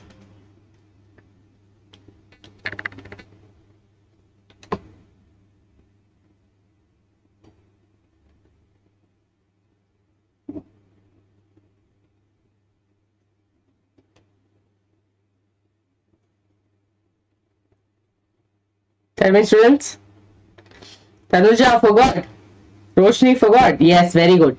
T lymphocytes and B lymphocytes are going to originate in the bone marrow, but maturation of B lymphocytes happens in the bone marrow, but maturation of T lymphocytes happens in the thymus, right? Now, blood. Okay, students, that is all about your bones. What you had to remember, bone is the framework. It is non-pliable, it is hard, and they are connected with your muscular tissues, and they have a small cavity called as the lacunae. Inside the lacunae, they have one osteocyte. That's it, what you have to remember. Okay, now blood. Now, what you don't know about blood? You all know that blood has plasma.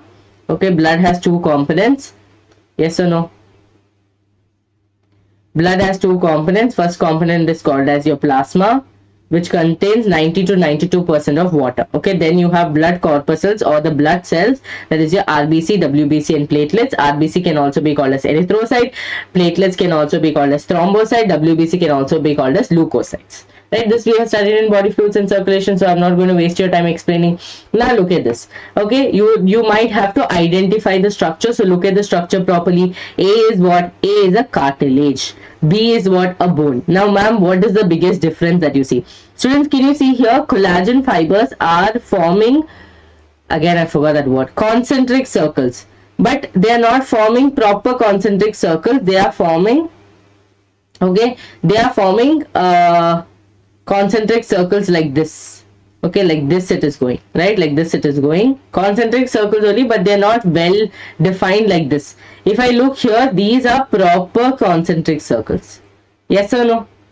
Proper concentric circles. Here, double concentric circles. Can you see two of them is going? And here you can see chondrocytes. See, two of them are there.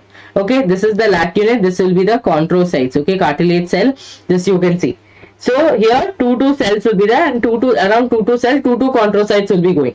But here you see I mean concentric circles will be going. Here you see proper concentric circles. Okay, only one inside one lacuna, only one osteocyte will be there, and around that the collagen fibers will be going in proper concentric circle. Is this clear?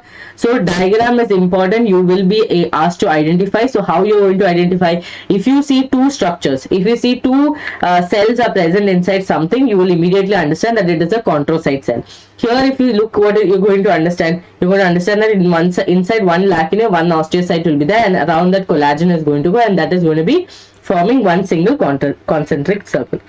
I don't know why I'm telling concentric, it's concentric. Done. Muscle tissue. Today we'll finish animal tissues, okay? Next class, froggle. Yes.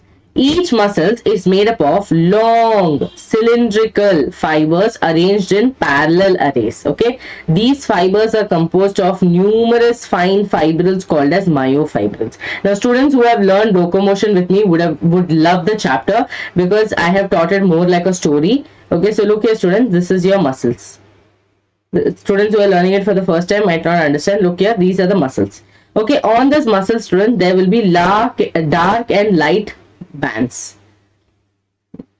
Okay, dark and light bands, and these dark and light bands is caused because of two proteins called as actin and myosin.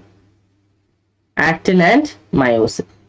Now, ma'am, who is this actin, who is this myosin? If you have a question, actin is the thin filament.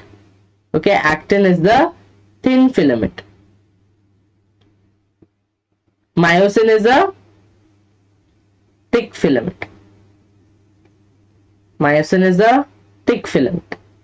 Now, what is this thin filament, thick filament? Still very simple. Thin filament is going to form the light bands. Light bands. Okay. Thick filament is going to form the dark bands.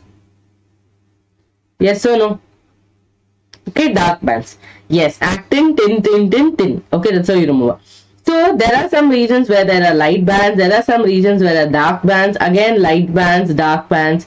So this continues. Okay, now ma'am, from where did this actin and myosin come out? Question can come for you, no, in your head. Ma'am, where did suddenly you started telling actin and myosin? Student, these are myofibrils. Okay, these are myofibrils.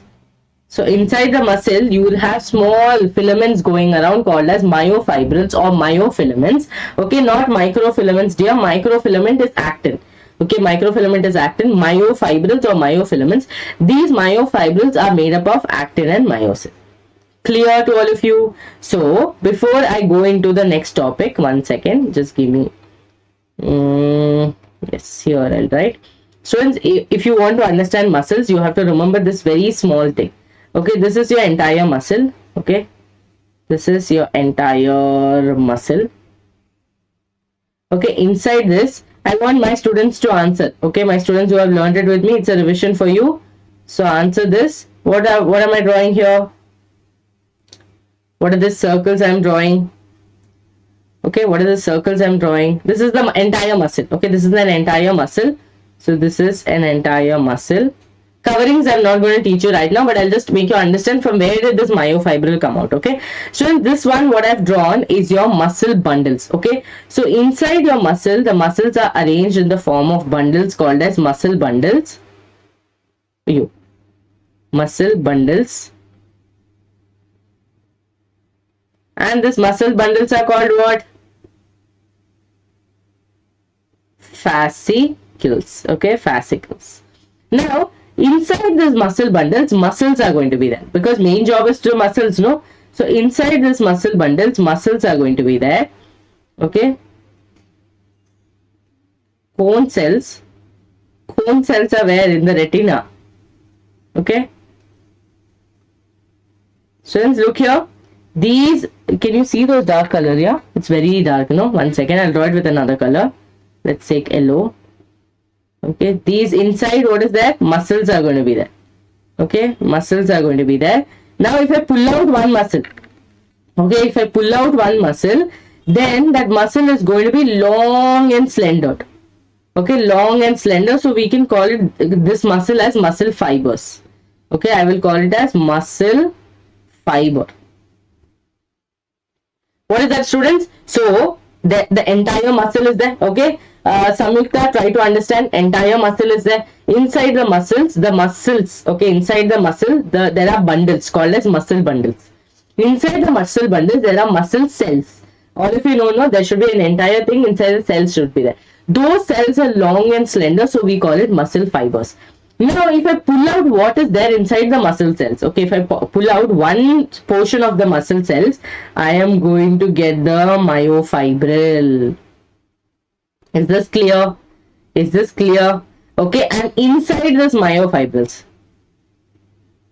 okay, inside this myofibrils, if I pull out or if I check myofibril, I'll be able to see two portions that is called as your actin and myosin. Clear or not? Okay, actin and myosin. So this is from where the myofibril came out. So this is the muscle bundle. Okay, this is the muscle bundle. Inside the muscle bundle, there are muscle cells which are called as muscle fibers because they are long and slender. From the muscle cells, if I pull out one cell, that will form my myofibril or the myofilament. If I see what is the component inside the myofibril, I'll be able to see that it is made up of actin and myosin.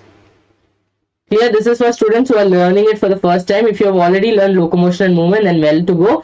But see, in order, if you see, locomotion and movement comes later. So, a student will not understand what is this sudden myofibril and all that. So, I'm just teaching it here. Okay.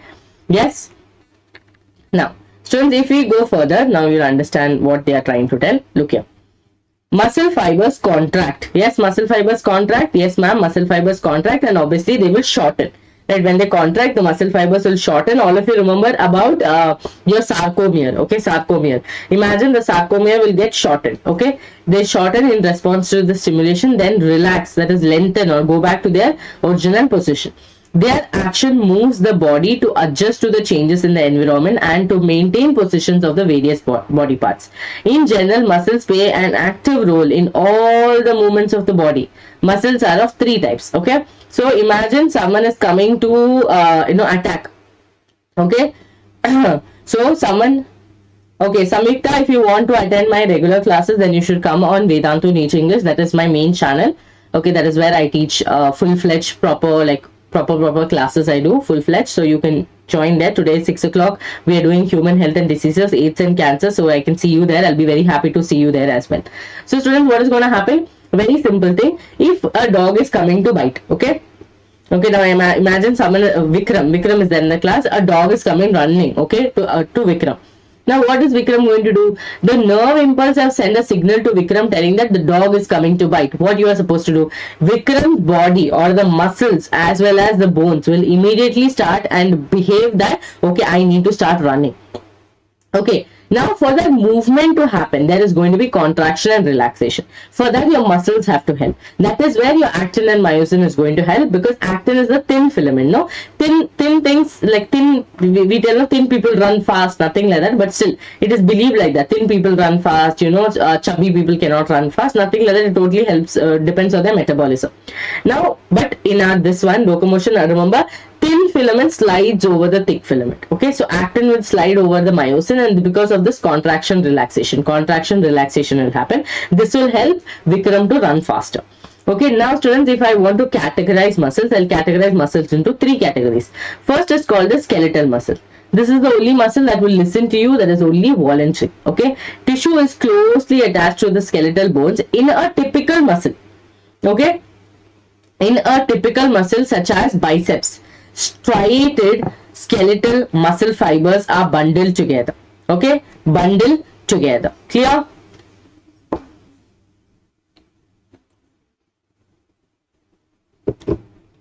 Oh my god, I'm drinking this bitter tea for my throat.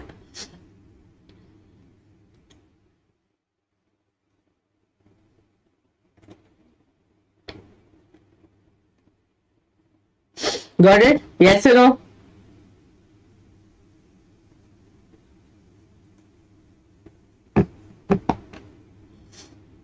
Done. So skeletal muscle tissues is closely attached to skeletal bone in a typical muscle such as your biceps. Students, you have biceps and triceps, no? So in biceps, striated or skeletal muscle fibers are bundled together in a parallel fashion. Okay, in a parallel fashion. A sheath of tough connective tissue encloses several bundles of the muscle fiber. Students, remember when we spoke about the entire muscle, we spoke about epimysium, endomysium, perimysium, epimysium, endomysium. Those were the coverings of the muscle bundles. Yes or no? So here they're telling connective tissue also makes a complete sheath covering for the skeletal muscle. Here actually nothing much is spoken. Actually, most of the characteristics will be spoken to you in the chapter. Which chapter? Locomotion movement. Okay. Yes.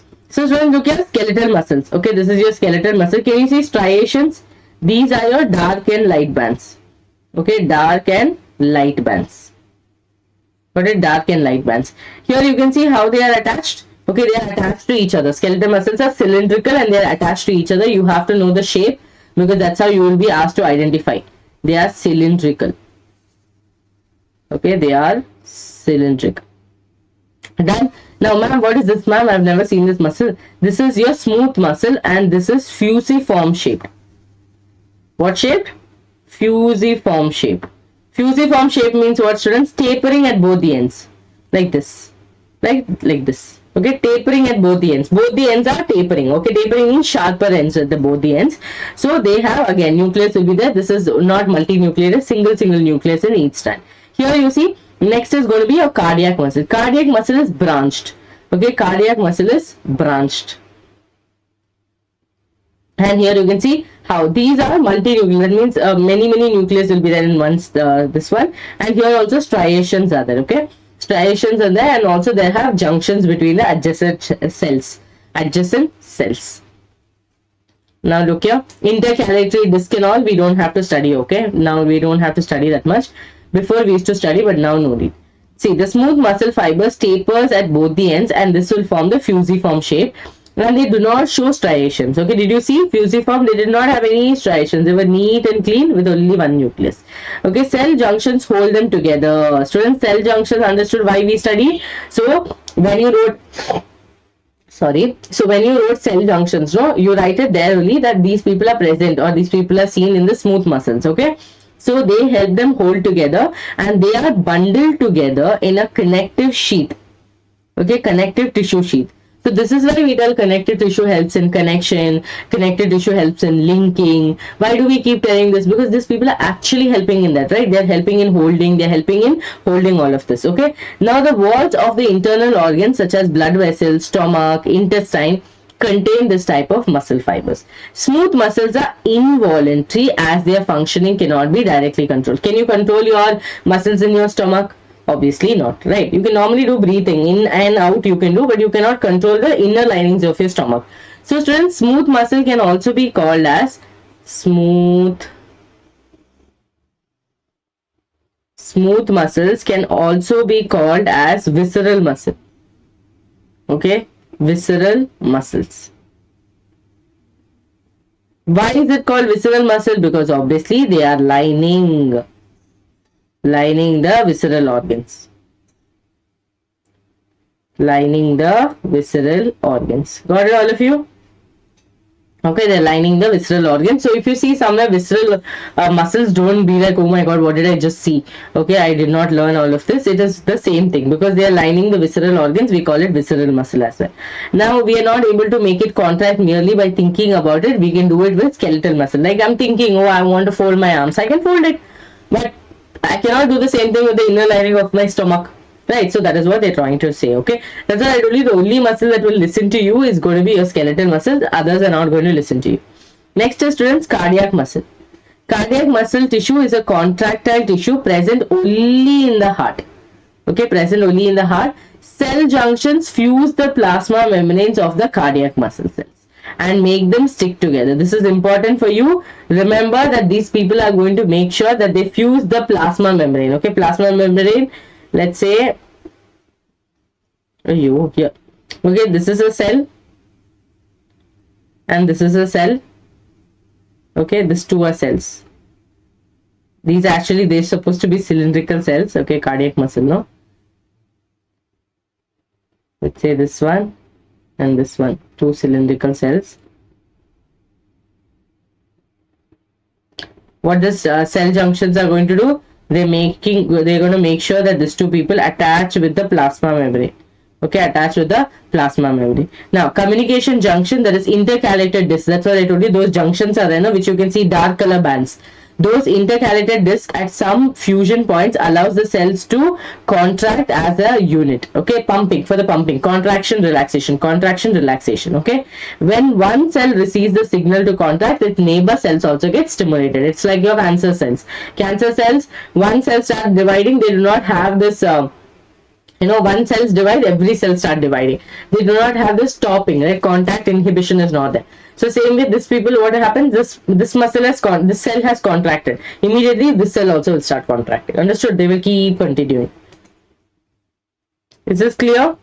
Last tissue we are going to come to. Students, this is the intercalated disc. See, can you see this junction?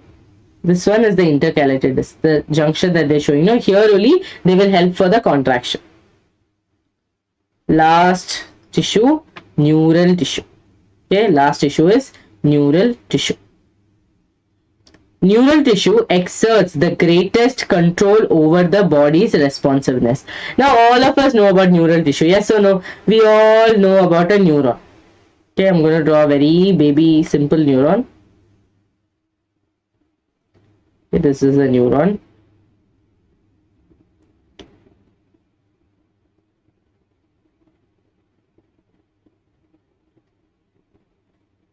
This is the neuron.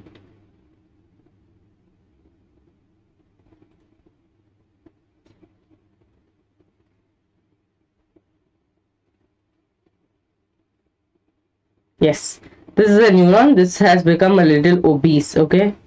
It cannot be this obese, but yeah. Oh no, it looks actually very bad, students. This line, oh no. Okay, 1 second. We'll draw a little, because if the axon is so big, then it's actually wrong. Okay, we shouldn't draw wrong diagrams even at hurry. So let's draw a smaller one. Okay.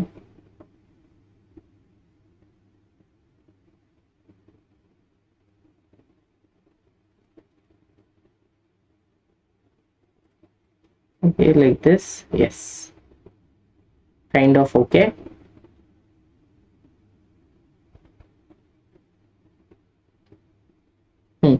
Now students, look here. Here I'm going to draw myelin sheath. It's not necessary that all the axons will have myelin sheath. It can be non-myelinated as well. Okay, non-myelinated as well. Yes, these are the myelin sheath. Now we'll also draw the dendrites. Okay, these are the dendrites. This is just a diagrammatic representation. These are the dendrites as well. Got it? This is the cell body.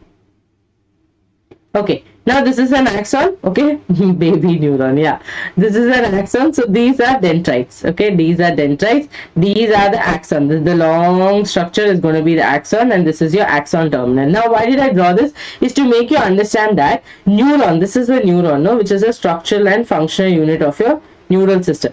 Now this neuron, students, imagine a signal has come. A signal has come about something. Okay, this tea which I was drinking was hot. Okay, the signal has come to my brains. Immediately it will pass on from the dendrite.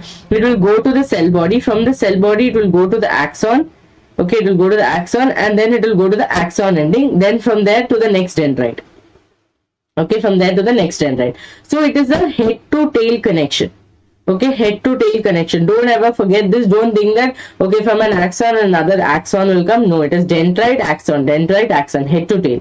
Now here, when it comes here, if there is a gap between both the neurons, okay, if there is a gap more than 2 nanometers, then it is going to be a chemical synapse. Chemical synapse means at the end of the axon terminal, all of you are able to see one lobe. This lobe is called as a synaptic vesicle. Inside the synaptic vesicle, there is going to be a synaptic bulb. Okay, synaptic bulb, we can call this as a synaptic bulb and this as a synaptic vesicle. Inside the synaptic vesicle, there is going to be neurotransmitters. These neurotransmitters will break open and the receptors will take it and the information will be carried on from there. Got it? Yes, head to tail. Very good. So this is a chemical synapse. So from here, electrical synapse will happen.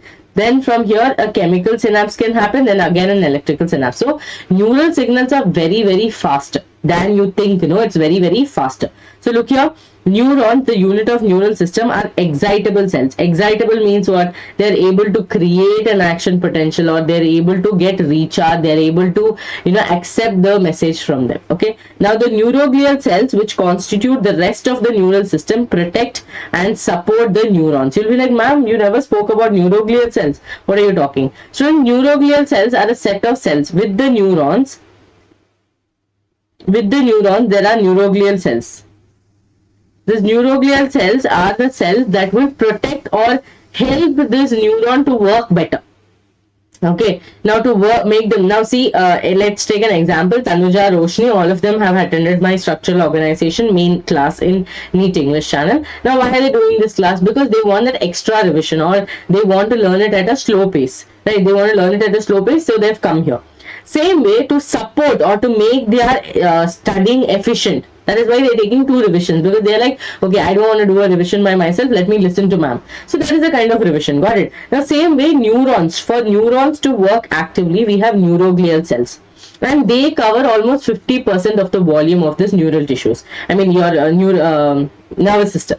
This neuroglial cells gives the efficiency for the neurons. Okay, now neuroglial cells make up more than 1/2 of the volume of the neural tissues in our body. That's what I told you. When a neuron is suitably stimulated, an electrical disturbance, this is why I told you this. See, an electrical disturbance is generated which shifts, travels along its plasma. So understood? It goes from your dendrite. Okay, it goes from the dendrites to the cell body or the cyton. We can use different words for this. From there it goes to the axon, from axon to axon terminal, and then again to the next dendrite. Okay, next dendrite. And if the gap is more than 2 nanometer, it will have a chemical synapse going. Clear? So look here students, this is the structure. See, this axon is actually ulta. Okay, this axon is ulta. So if you see like this, this is the axon. Sorry, this neuron is ulta. This is the axon. This is the dendrite. This is the cell body. The cell body can also be called as cyton. Okay, these are the dendrites that you're seeing here like this. This structure. See, can you see neuroglial cells? Wherever the spaces are there, all those places, neuroglial cells are there. Okay, neuroglial cells are there. This is to improve the efficiency. Okay, efficiency of neural systems, neural tissue I'll tell, or nervous system. Done? Yes, that's it. Okay, that's it. Any doubts? You'll do a little quiz, all of you. Okay, so today students, we have completed, see, we have completed, I'm just writing it here. Okay, I always do this here. We have completed tissues. Okay, what is the definition of tissues? We have completed epithelial tissue.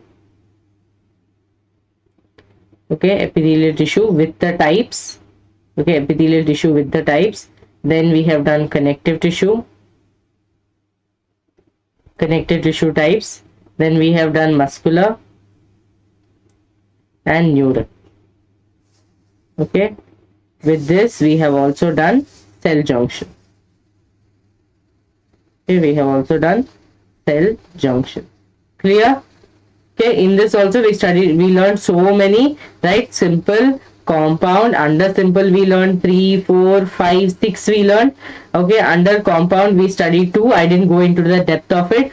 Right, then in connective we studied loose, dense, this, again this 2 categories, this 2 categories, this 2 categories, again this 2 categories. Okay, I'm not writing it, but no, so much we learned. Myofibrils we studied here, neural tissues we studied here. Okay, this is how much we have done. So ready for quiz? Yes, ready. First question.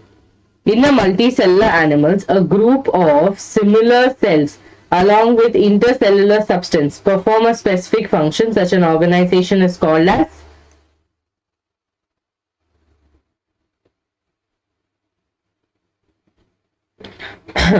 Yes, tell me. First question's answer.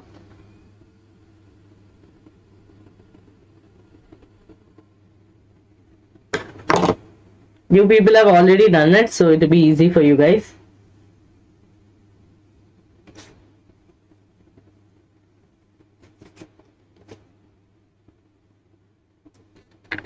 Yes. Okay, yes, very good. Answer is going to be tissues, right? So students, this is the definition of tissue. Okay, this is the definition of tissue. Don't look here and there and be like, oh my god, what did I just see? Tissues is the answer. Okay, next question. The cell lining of the blood vessels along with the belongs to the category of. This I made you write in a paper, so now you should be able to tell the answer quicker, right? The cell linings of the blood vessels linings.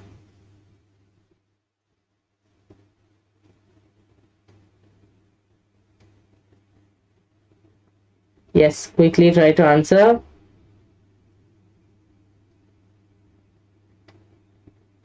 Is it connective, smooth, squamous, columnar? Blood vessel, ducts, you know, air sacs. I think I'm not able to see the answer. 1 second, students. Let me just refresh the chats.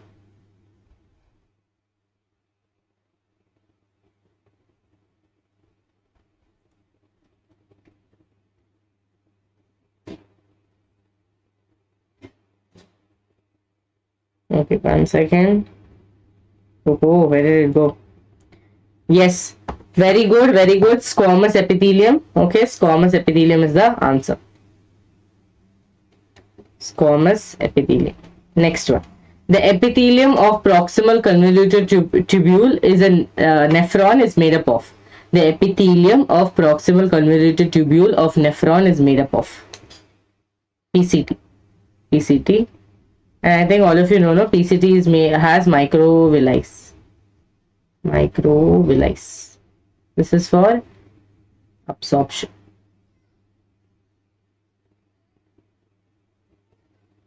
For absorption. Okay, A for cuboidal epithelium. Huh? Yes, very good. Answer is A for cuboidal epithelium. Next question. Tendons and ligaments are example of. Tendons and ligaments are example of. Tendons and ligaments are example of. Very easy question. Very easy question. Only this you have learned. Okay, in that category, only this you have learned.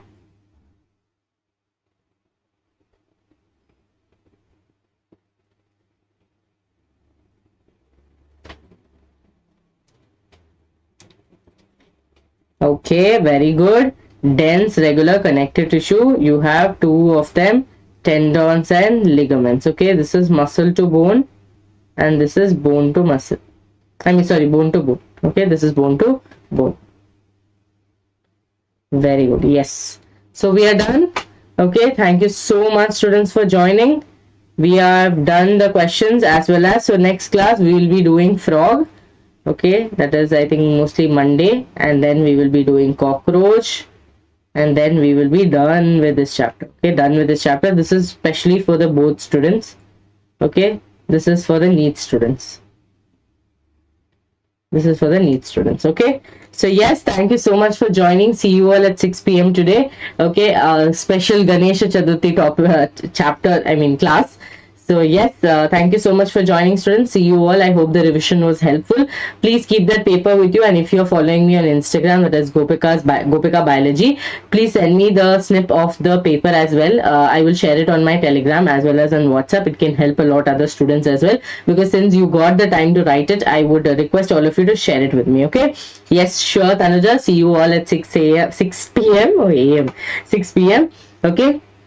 Yes, super duper excited. I'm going to teach AIDS and cancer, and I'll make sure that you understand every single line of it. So thank you so much for joining. See you all. Bye.